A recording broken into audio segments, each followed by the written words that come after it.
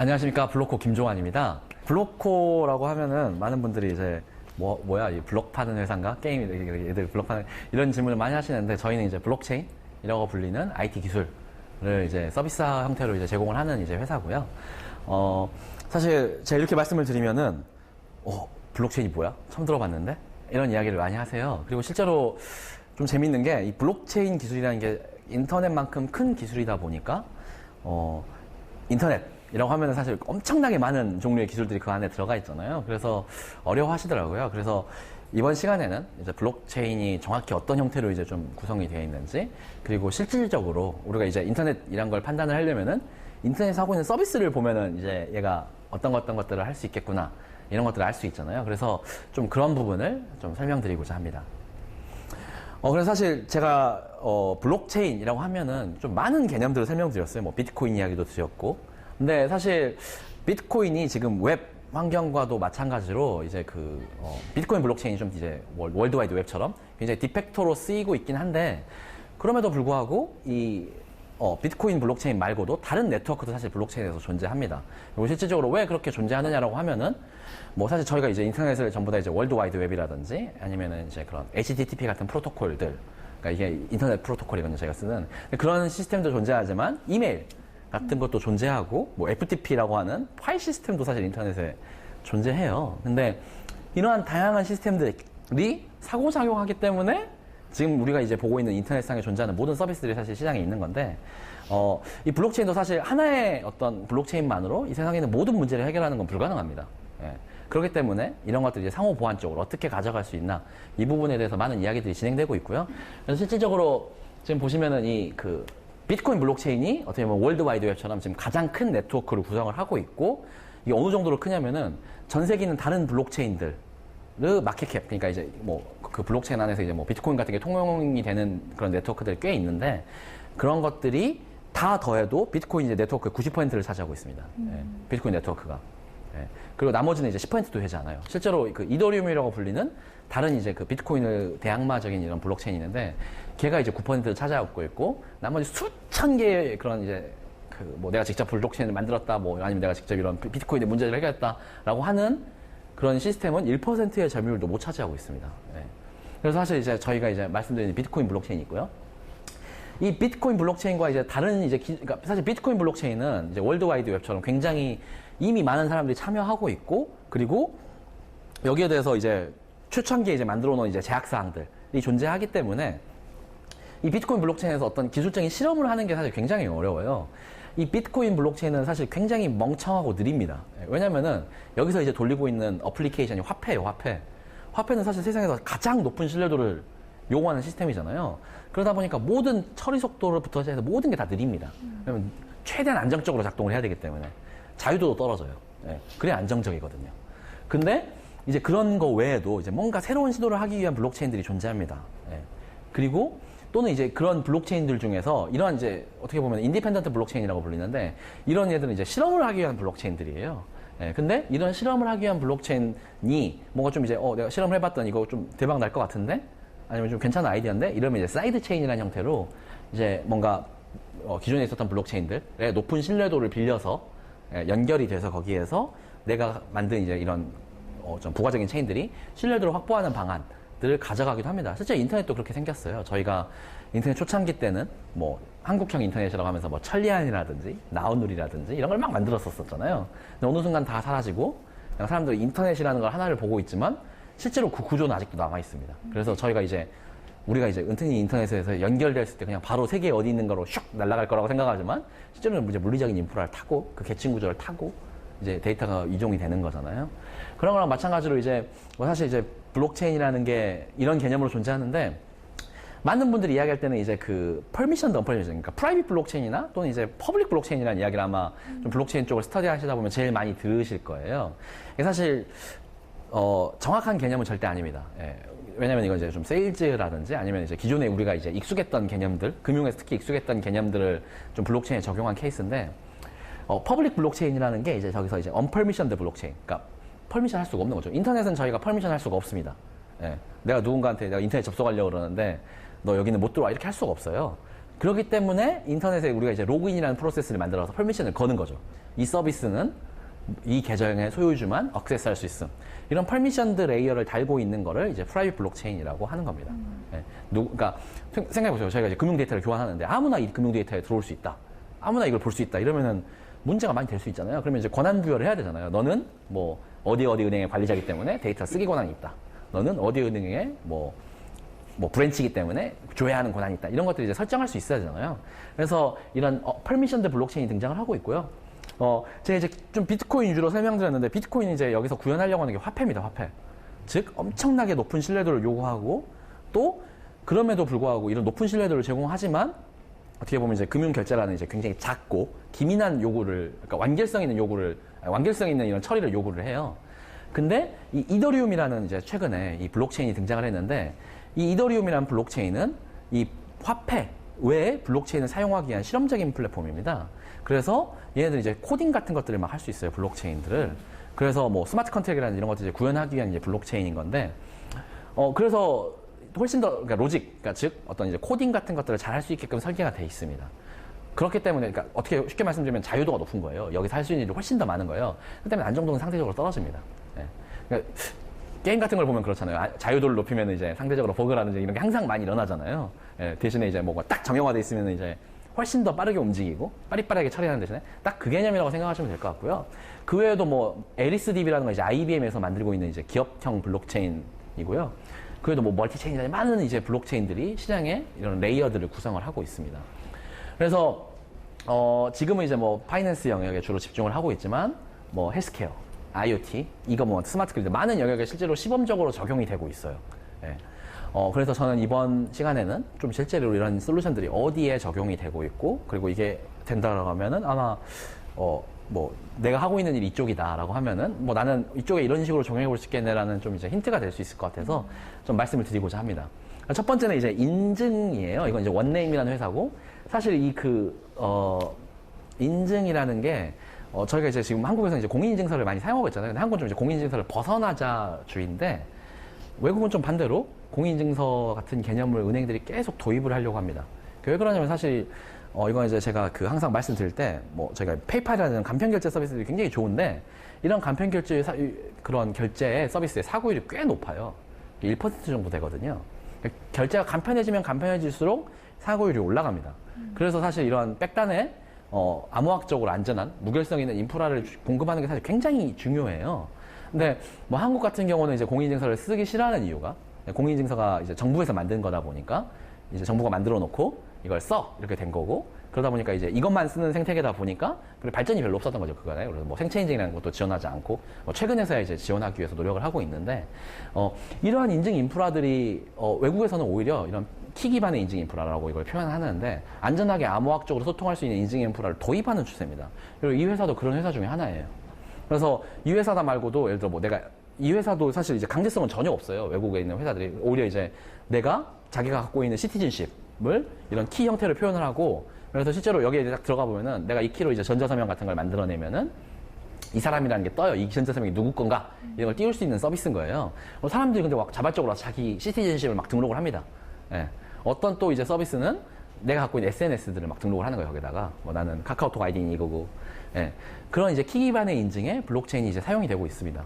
실제로 국내에서도 이건 이제 좀 적용이 되고 있는데, 이거 이제 저희가 이제 실제로 전북은행에 공급을 한 사례인데, 전북은행에서 이제 공인인증서를 대체한 블록체인 기반의 인증서를 이제 서비스를 하려고 했었었고, 실제로 뭐 이제 적용이 돼서 뭐 전북은행 앱 같은 걸 다운받아 보시면은 뭐 핀 넘버만으로도 이제 실제로 이런 인증 같은 걸 수행할 수 있게끔 해줍니다. 그리고 이제 뭐 이외에도 뭐 롯데카드라든지 이런 것이랑 이제 저희 같이 협업을 해서 진행을 하고 있는데, 대부분 이제 니즈는 공인인증서를 대체하는 인증을 하는데 여기에 대해서 어떤 암호학적인 완결성을 내가 가져가고 싶다라는 니즈가 있으신 거예요. 그래야 뭐 우리가 이제 마치 지금 현재 있는 공인인증 회사들이 부정하는 이런 효과들처럼 안전한 인증을 할 수 있기 때문에.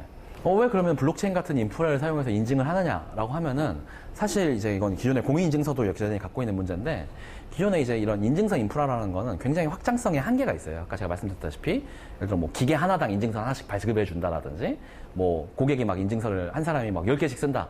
이렇게 하면 해커 입장에서 어떤 인증서를 공격해야 할지 모르기 때문에 훨씬 더 안전한 시스템들을 만들 수가 있거든요. 근데 확장성의 한계가 있다 보니까 딱 정해주는 거죠, 국가에서. 1인당 한 장. 1년에 한 번씩 갱신해. 그리고 이게 너의 모든 이제 금융이랑 이런 거에 사용할 수 있는 인증서야. 라고 정부에서 해주는 거죠. 사실 저는 이 방안이 국내 이제 전자금융 결제를 굉장히 활성화시켰다라고 저는 이제 굉장히 좋은 방법이었다라고 생각해요. 왜냐면은 만 이런 인프라가 없었다 그러면 굉장히 많은 사고들이 일어났을 거고. 예. 뭐 은행들은 이제 뭐 전자금융이라든지 이런 것들에서 굉장히 소극적일 수밖에 없겠죠. 왜냐면 사고가 나니까.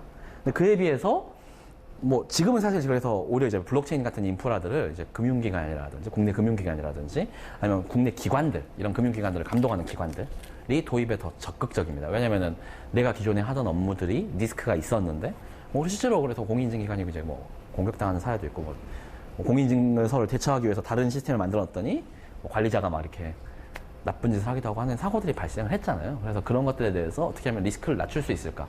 또 반대로 이런 금융사 같은 경우는 어떻게 하면 이런 인프라를 더 싸게 쓸 수 있을까가 핵심입니다. 그래서 이런 인증 인프라 같은 경우는 비용도 굉장히 중요한 이슈인데 사람들이 이제 공인인증서를 다 공짜라고 생각을 하세요. 예, 왜냐면 내가 돈을 만들 때 돈을 안 내니까. 근데 실제로 돈을 냅니다, 은행들이. 예, 은행들은 돈을 안 내는데 뭐 많은 금융회사들이 냅니다. 은행만 빼고 다 내요. 예, 4,400원에서 뭐 기업 같은 경우 10만 원이 넘게 돈을 냅니다. 그게 이제 그 인증서를 보관하고 조정해주는 비용이거든요. 근데 이 블록체인 기반의 인증서 같은 경우는 비트코인 블록체인에 저장하는 게 제일 비싼데 이 비트코인 블록체인의 데이터를 저장하는 데 드는 비용이 50원에서 100원 정도 듭니다. 그러니까 인증서 한 장을 발급하는데 50원에서 100원 정도 든다는 거예요. 뭐 뽐뿌라든지 클리앙이라든지 이런 웹사이트들이 있잖아요. 저희가 이제 자주 이용을 하지만 보안이 잘 이렇게 담보되지 못하는 그래서 이제 막 사고가 나서 뭐 비밀번호가 유출이 되는 이런 사이트들도 사실 이런 키 기반의 인증 인프라, 그러니까 아이디 패스워드 방식이 아니라 뭐 예를 들어 생체 인증을 한다든지 아니면 뭐 그냥 핀 넘버만 입력을 한다든지 뭐 이런 인프라들을 도입하고 싶어 해요. 예. 근데 너무 비싸거든요, 이 인프라는. 비용이 정말 비쌉니다. 아마 이제 핀테크 스타트업 하시는 분들은 공인인증서 써야 되니까, 예. 도입을 고려하시다가, 뭐 이런 비용이 들지 않고 생각을 하실 거예요. 근데 이러한 인증 인프라를 쓰면은 굉장히 저비용으로 좀 전 세계에서 통용될 수 있을 정도의 안전한 그런 인증을 이제 수행할 수가 있습니다. 두 번째는 이 팩텀이라는 회사인데, 이게 좀 예전 자료에서 제가 이제 뭐 레퍼런스를 못 찾았다 돼 있는데, 팩텀이라는 회사는 이제 블록체인 기반의 전자문서 데이터를 이제 저장하는 회사입니다. 전자문서라고 하면은 뭐 내가 만든 뭐 워드라든지 동영상 파일이 이제 통째로 블록체인에 저장이 되는 거냐 이렇게 생각할 수 있는데 뭐 그게 이제 불가능한 건 아니지만 사실 그렇게 저장하지 않고 실제로 이 전자문서에서 타임스탬프 토큰이라는 게 있습니다. 이게 뭐냐면은 제가 예를 들어 온라인에서 전자청약을 합니다. 결제를 합니다. 그러면은 이 결제에 대해서 결제 내역들이 있을 거잖아요. 뭐 김종환이 누구에게 돈을 보냈다, 얼마를 몇 시 몇 분에 보냈다 라고 하면 그게 이제 원장 형태로 표현이 되는데 이 원장에 대한 파일의 DNA를 추출해가지고 이걸 어딘가 안전한 데 저장해놔요. 예. 이 파일의 DNA가 이 원장의 가치를 실제로 갖습니다. 그래서 예를 들어 뭔가 나중에 고객이 예를 들어 나 이런 결제를 처리하라고 한 적이 없다 라고 주장을 하면은 회사는 그 두 개를 같이 갖고 오는 거예요. 그래서 너가 그때 당시 나한테 이런 원장을 날렸다. 이거에 대한 파일의 해시값, 그러니까 즉 이 파일의 DNA 값은 이거다. 너가 이걸 한 거는 부정할 수 없는 사실이다. 라고 이야기를 하는 거예요. 사실 금융결제원이 하는 일이 딱 그겁니다. 금융결제원은 은행의 원장에 대한 그 DNA 값들을 저장하고 있는 곳이에요. 그러면 우리가 이제 인터넷에서 막 공인인증서로 거래하잖아요. 그럼 저희가 이제 뭐 공인인증서 해킹이 당해서 아니면 또는 이제 제가 공인인증서 썼는데 내가 공인인증서 안 썼다라고 거짓말을 하면은 은행은 바로 할 수 있습니다. 그걸. 왜냐면 너가 과거에 너가 갖고 있는 공인인증서 전자서명을 해가지고 은행한테 날렸다는 사실이 거기에 다 기록이 돼 있기 때문에. 근데 이 팩텀이라는 회사는 그거를 그런 이제 공인 전자 문서 보관서라고 이제 그걸 표현하는데 그래서 뭐 저희가 만든 뭐 보험 가입 서류라든지 전자적으로 뭐 이런 걸 다운받으면 다 거기에 이제 저장이 되는데 그걸 이제 블록체인 기반으로 작동하는 회사입니다. 한국에 이제 이런 공인 전자 문서를 저장하는 회사들이 있는데 이 인프라를 유지하는 게 비용이 정말 많이 들어요. 그래서 국내에 있는 대기업들이라든지 뭐 몇몇 협회에서도 시도를 했는데 돈이 너무 많이 들어서 못 성공한 이런 사례입니다. 근데 이 팩텀이라는 회사는 그냥 정말 작은 스타트업입니다. 예, 그리고 근데 이 회사가 실제로 이제 온두라스 정부에 토지대장을 스탬핑하고 있어요. 예, 그러니까 우리가 온두라스라는 나라는 이제 사실 좀 그런 험한 나라예요. 그래서 막 이상한 애들이 막 이제 토지대장을 막 날조하기도 하고 깡패 막 이런 사람들이 많고 카르텔 이런 사람들이 많고 이렇거든요. 그래서 이 토지대장을 이런 사람들이 함부로 유변주할 수 없게끔 그다음에 또는 이제 뭐 정부의 이런 뭐 부정부패한 관리들이 함부로 바꿀 수 없게끔 저장하는 일이 니즈가 있었다고 하더라고요. 그래서 이 팩텀이라는 회사에서 실제로 그러한 업무들을 수행하고 있고 만약 이게 된다고 하면 뭐 정부가 지금 뭐 샵메일이라는 서비스를 사실 만들었었습니다. 그게 뭐냐면은 공인전자 주소라고 그래가지고 이제 그 앳이 아니라 샵이 들어가는 이제 좀 앱 표준에서 괴리된 그런 이제 시스템이에요. 이게 저희가 이제 법 같은 걸 처리하려면 등기를 보내잖아요. 내용 증명이나 등기 같은 걸 보내잖아요. 근데 이메일은 그런 효과가 없어요. 이메일로 너 언제까지 나 돈 갚아. 이거 안 갚으면 뭐 30일 뒤에 내가 고소할까 이런 걸 써봐야 아무 효과가 없어요. 근데 이 샵메일은 아까 말씀드렸던 그런 이제 뒷단에 암호학적인 인프라를 뒤에 달고 있기 때문에 이러한 내용 증명의 효과를 부여한 메일입니다.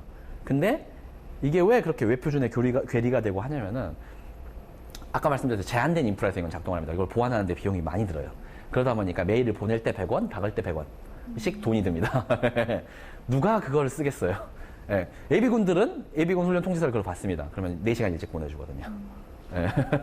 예. 근데 그건 사실 안 쓰는 시스템이 돼버렸습니다. 정보가 실패한 사업이라고 규정하고 예산 200억 정도 들었었는데 예. 메일 유통 건수가 지금까지 한 60만 건 정도 된다고 제가 들었던 것 같은데 굉장히 작은 메일이 유통이 됩니다. 다음 메일에서 하루에 보내는 양이 60만 건이 넘어요. 예. 근데 그게 지금까지 사업이 한 3년, 4년 되고 있는데 그걸 못 넘어서고 있습니다.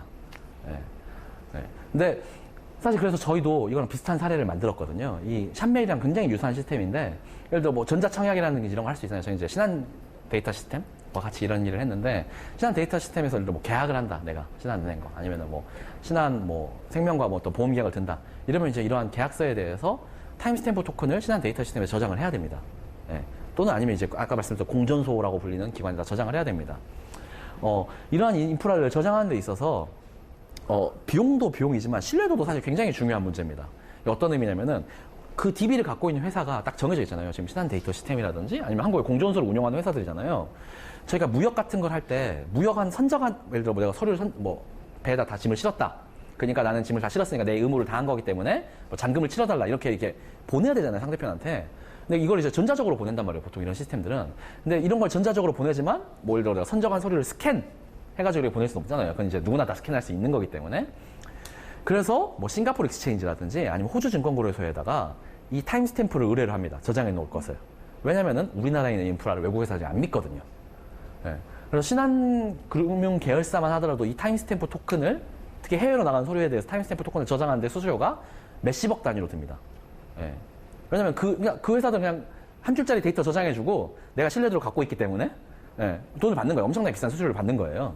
근데 이 비트코인 블록체인 같은 거에 이런 걸 저장해버리면은 뭐 미 상원에서 인정했을 정도로 정말 안전하게 저장할 수 있기 때문에 외국에서 이걸 보내고 이 비트코인 같은 경우는 뭐 남아메리카 뭐 아니면 저희 남아공 뭐 아니면은 뭐 북극 이런 데서 그냥 인터넷에만 접속할 수 있으면은 비트코인 블록체인과 다 억세스할 수 있거든요. 이 데이터에 대해서 누구나 다 이걸 이제 검증해 볼 수 있는 거예요. 얘가 진짜 지금 나한테 문서를 보냈다 그랬는데 얘가 진짜 원본이랑 일치하는 형태로 이거에 대한 기록을 남겼나 이런 걸 체크를 하고 얘가 맞네? 그러면 이제 뭐 관련하는 뭐 재반의 어떤 비즈니스들을 전개할 수가 있게 되는 거죠. 그래서 저희 같은 경우는 이제 이거를 10월쯤에 이제 저희가 이제 개인적으로 좀 오픈을 했었었는데 저희 회사에서 지금까지 유통된 이 타임스탬프 토큰 값이 한 15만 건 정도 돼요. 네.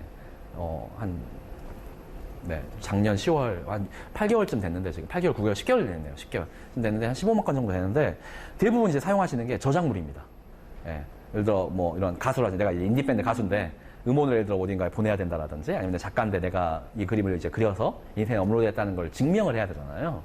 근데 그러면은, 이제 기존에는 뭐 저작권을 등록을 한다라든지, 뭐 여러 가지 방법이 있지만, 내가 샘플링 이제 막 한 데이터인데, 이거를 어디에 이렇게 저작권 형태로 등록할 수도 없고, 이렇게 하잖아요. 그냥 메일에다가 이런 것들 타임스탬프 해가지고, 그러니까 내가 이 저작물에 대해서 저작물의 DNA 값을 추출해가지고 상대편에 같이 보내는 거예요. 블록체인 저장해놓고. 내가 이 사람한테 이 데이터를 보냈다라는 사실 입증하기 위해서. 그러면은 상대편이 예를 들어 뭐 그 샘플링 데이터를 이제 악용해가지고 뭔가 저작물 도용이라든지 뭐 이런 나쁜 짓을 한다면 내가 나중에 재판장 가서 내가 이때 당시에 얘한테 이렇게 메일을 보냈고 이 샘플링 데이터가 이거다. 이걸 이제 얘가 뭐 도용을 했다. 라고 주장을 할 수 있게 되는 거잖아요. 그래서 이런 저작물 위주에서 좀 많이 실제로 사용이 되고 있는 그런 사례입니다. 세 번째는 이제 장외 주식인데 이게 이제 미국에서 이제 좀 주도적으로 하고 있는데 제가 이제 두 가지를 말씀을 드릴 겁니다. 첫 번째는 나스닥의 사례고 두 번째는 이제 오버스탁이라는 이제 온라인 리테일러의 사례인데 첫 번째는 이제 나스닥에서 이 블록체인 아까 말씀드린 장외 주식 거래에 대해서 지금 파일럿을 수행을 하고 있습니다. 그리고 제가 아까 말씀드렸던 대로 한국증권거래소에서 올 11월에 이 장외 주식을 거래할 수 있는 플랫폼을 실제로 런칭을 할 거예요. 예. 이게 왜 가치가 있느냐면은 장외에서 주식을 거래하는 건 사실 리스크가 엄청나게 많습니다. 이게 저희가 이제 원래 작년에 이걸 이제 LG CNS랑 같이 수행을 했었었는데, 저희가 이제 장외에서 예를 들어 주식을 거래한다고 생각해 보겠습니다. 제가 이제 삼성 메디슨 주식을 삽니다, 누군가에게. 근데, 그러면 삼성 메디슨 직원을 일단 먼저 찾아야겠죠. 이런 사람들이 어디 있냐면은, 이제 38 커뮤니케이션 같은 이제 그런, 그냥 게시판이에요, 여기는. 그래서 내가 장외 주식 있습니다, 없습니다, 하는데, 이런 데서 들어가 보면 이제 사기꾼들도 많고, 뭐, 이상한 사람이 정말 많습니다. 그리고 대부분의 사람들은 누가 누구한테 주식이 있는지도 모릅니다. 네. 저희가 이제 뭐 객장 안에서 주식을 거래할 때는 누가 누구한테 주식이 있는지 다 알잖아요. 그래서 제가 이제 뭐 나 이 가격에 사고 싶다 그러면은 거기에 대해서 바로 사람들이 이제 뭐 비드를 날리잖아요. 그래서 나 그 가격에 사겠다 말겠다. 그러면 이제 굉장히 빠르게 데이터를 할 수 있고 관리가 되잖아요. 그래서 뭐 대표적으로 뭐 매도가라든지 이런 거 다 사람들이 알 수 있죠. 이게 시가가 얼마인가 이 주식에. 그러면 이제 내가 뭐 사람들이 말하는 이제 허황된 말을 믿고 주식을 사는 게 아니라 그 시가를 보고 그걸 기준으로 판단할 수가 있잖아요. 장외 주식은 이런 시스템이 전혀 안 갖춰져 있습니다. 예. 왜냐면은 이건 이제 완전히 관리가 안 되고 있는 시스템이고. 예. 근데 나스닥이 사실 이걸 도입하기 시작하면서 그 이야기를 했었었는데, 만약에 나스닥이 이런 장외 주식 시스템을 만든다. 그러니까 나스닥이 만약 장외 주식 시스템을 안 만든다라고 일단 이야기를 하면은, 시장에 지금 뭐 P2P 금융이라든지 아니면은 이런 크라우드 펀딩, 투자형 크라우드 펀딩이라는 이런 이제 금융 상품들을 개인이 막 만들어내고 있어요. 예전에는 이게 뭐 채권, 대출 이런 게 다 기관, 은행 이런 데서 하는 거잖아요. 신고를 했어요, 다 자기들한테. 나 주식 발행할 거야. 나 뭐 어떻게 할 거야. 근데 점점 시대가 크라우드 펀딩이라든지 이런 것처럼 그냥 개인이 만들어 버립니다. 이런 금융 상품들을. 그럼 나는 이걸 리포트를 받으려면은 얘네들이 쓰기 편해야 되고, 첫 번째로 누구나 다 와서 여기다가 이제 리포트를 할 수 있어야 돼요. 물론 이제 처음에 그냥 아무나 회사를 만들어 가지고 내 주식을 업로드 해봐야 이건 가치가 0원에 가깝겠죠. 예. 그러니까 이거 그냥 종이 쪼가리죠, 종이 쪼가리. 근데 예를 들어 저희가 막 열심히 회사를 일해서 막 투자도 받고 크라우드 펀딩도 받고 했다라고 하면은 제가 그 기록을 전부 다 이제 블록체인 저장을 하는 겁니다. 나는 뭐 누구한테 투자를 받았고, 그러면 이제 블록체인 기반으로 이제 발행된 전자증권, 비트코인처럼 토큰들을 상대편한테 찔러 넣어주는 거예요. 내가 갖고 있는 주식에 이제 매칭이 되는 어떤 데이터들을 상대편에 주는 거예요, 토큰들을. 그럼 상대편은 그게 이제 사실상 주식이라고 생각하고 막 거래를 하겠죠. 그 기록이 블록체인에 다 남아 있습니다. 그래서 뭐 예를 들어 나스닥 입장에서는 뭐 주당 단가가 50불이 넘어섰다. 그러면은 이건 이제 좀 우리가 관리해야 되는 주식이다. 라고 보고 걔네들이 이제 모니터링을 하는 거예요. 얘가 진짜 성장을 제대로 한 건지, 얘네가 진짜 밸리드한 비즈니스를 하고 있는지, 이런 것들을 보는 겁니다. 그러면은 장외 주식을 사실상 포용을 할 수 있는 겁니다. 물론 이제 이러한 시스템들은 기존에 있었던 단일 컴퓨터에서 작동하는 시스템으로도 만들 수는 있어요. 디도스 공격을 당하겠지만. 예. 그럼 누구나 다 그냥 거기다 막 붙어서 주식을 만들 수 있다면은 해커가 언제든지 거기 와서 막 주식 계속 찍어내가지고 시스템을 공격할 수 있는 거잖아요. 그런 걸 막으려면은 확장성 있는 인프라가 있어야 되는데, 그게 이제 블록체인이 적합하다라고 이제 나스닥은 판단을 한 겁니다. 예. 그래서 실제로 이건 이제 그때 당시에 사례 때문에 이제 CNC랑 같이 한 거고요. 오버스탁이라는 온라인 리테일러가 있는데, 여기서 이제 미국 SEC에다가 자기네들이 이제 사모채권, 그러니까 내가 채권을 발행을 할 건데, 이 오버스탁이라는 회사는 그냥 리테일 샵이에요, 미국에. 근데 내가 이제 이런 모금을 합니다. 내가 그래서 그거에 대한 채권을 발행을 할 건데, 미국 이제 SEC라는 조직이 주식이라는 채권을 이제 전부 다 관리하거든요. 거기다 이제 질의를 합니다. 내가 지금 채권을 발행할 건데, 블록체인 기반으로 이 채권을 발행해서 고객들한테 제공을 하겠다. 미국은 이제 전자증권이 이제 합법인 나라기 때문에 이런 게 가능하죠. SEC한테 이거에 대한 법적 효과를 질의를 합니다. SEC가 너네가 그걸 발행한다고 너네가 전자세명이 들어가 있다면은 그건 이제 SEC를 통해서 전자적인 증권을 발행하는 건 완전히 똑같은 효과가 있다. 공식적인 지위를 인정을 받았어요. 그래서 관련된 이제 워크들이 그러니까 관련된 이제 비즈니스들이 굉장히 커지고 있고요.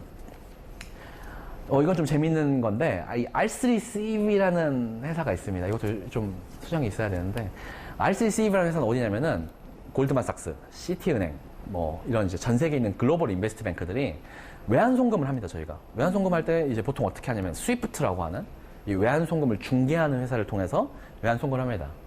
어떤 의미냐면 신한은행에서 예를 들어 뭐 미국으로 돈을 보내고 싶다, 시티은행으로 돈을 보내고 싶다. 그럼 신한은행이 직접 시티은행한테 외환을 주는 게 아니라 신한은행이 스위프트라고 불리는 곳에다가 외환을 삽니다. 거기서 시티은행이 갖고 있는 외환을. 예. 그리고 시티은행한테 이 원장을 날리는 거예요. 내 고객 중에 누군가가 외환을 사고 싶어 한다라고. 예. 중개인이 있는 거죠, 어떻게 보면은. 근데 사실 그 스위프트라는 조직에 들어가는 돈이 어마어마해요. 이 중개기관을 유지하기 위해서. 그래서 이 RCCV라는 회사는 내가 이 중개기관을 안 끼고도 블록체인 기반으로 외환 송금을 하게끔 만들어주겠다라고 등장한 회사입니다. 예. 생각해보세요. 저희가 이제 드롭박스 같은 거에다 엑셀 장표를 딱 공유하면서 전 세계 은행들이 외환에 대한 기록을 하는 거예요. 시티은행에다가 뭐 외환 3,000달러 요청했음. 그냥 장부만 반영하면 되잖아요. 예. 그런 시스템을 만드는 거고, 이런 시스템이 존재한다라고 하면은 외환 수수료라든지 외환 거래 수수료라든지 외환에 대한 리스크라든지 이런 걸 훨씬 더 낮출 수 있는 그런 이제 시스템이 나오는 거죠. 그래서 실제로 뭐 여기는 이제 42개라고 되어 있는데 지금 60여 개가 넘고요. 아시아에서 지금 이제 한국도 이제 여기에 조인을 해서 뭐 신한은행이라든지 하나은행, KB 하나은행 같은 경우는 이 R3CEV 컨소시엄에 가입이 되어 있습니다. 그래서 실질적으로 이런 외환을 어떻게 하면은 빠르고 안전하고 그리고 이제 정확하게 거래할 수 있을지, 리얼타임으로 거래할 수 있을지에 대해서 이야기를 하고 있습니다. 여기서 이제 좀 재밌는 게 이 R3CEV라는 회사가 뭐 지금은 이제 뭐 관련된 플랫폼도 다 발표를 하고 했는데 왜 가치가 있는 일을 하고 있냐면 기존의 이제 외환 금융업이라는 건 이제 제가 이제 외환을 뭐 미국에다 쏜다라고 하면은 이게 바로 이루어지지 않습니다. 2, 3일이 걸립니다. 그게 왜 그러냐면은 아까 말씀드렸던 외환을 사는 과정이 과한도에 있는 거예요. 그래서 차익거래를 합니다. 내가 내 고객들이 총 이만큼 외환을 샀고 그럼 리얼타임으로 이루어지지 않습니다. 예. 그러다 보니까 이것들을 이제 리얼타임으로 이루어지면서 대량의 금융거래 또 일으키려면 사실 이런 블록체인 같은 시스템이 있어야 되는 거죠.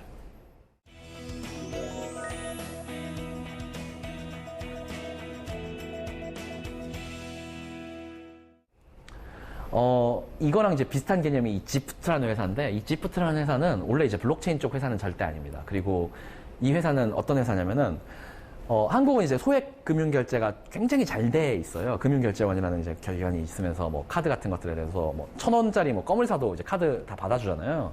미국에서 1,000원짜리, 1달러짜리 껌 사면서 카드 내면 안 받아줘요. 네. 그러다 보니까 요 기프트 카드라는 게 굉장히 발달합니다. 그래서 애들한테 이제 뭐 크리스마스라든지 땡스기빙 데이 때 애들한테 선물로 기프트 카드를 주고 이걸로 뭐 베스트바이에서 뭐 게임 사 뭐 이런 이야기를 하는데 근데 요 기프트 카드를 온라인 그러니까 앱에서 구매하고 사서 막 이렇게 할 수 있는 서비스를 만드는 스타트업입니다. 이 지프트라는 회사는 굉장히 큰 스타트업이고 실제로 미국에서 인기가 되게 많아요. 그래서 앱 같은 걸로 막 이렇게 스타벅스 카드 같은 걸 저장해 놓고 막 상대편한테 선물도 주고 막 이렇게 하는 이런 건데 쉽게 말씀드리면 얘는 이제 포인트입니다.